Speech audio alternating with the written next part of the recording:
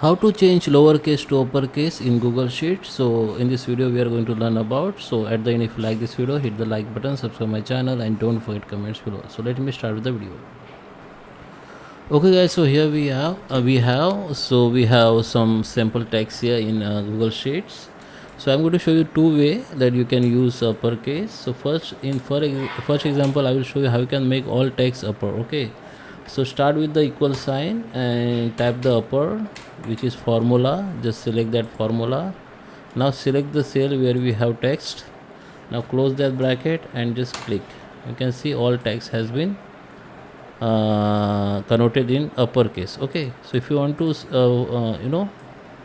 one sec, if you want to apply this formula to all rest of text, you need to just select that cell, just click on this corner dot, select, hold it and just drag it to down, then all the formula will be apply to the all rest of text. Okay, now if you want to make only first letter upper and keep the all rest text in lowercase, then you can use the another formula which is proper. Just start with the equal sign, type the proper,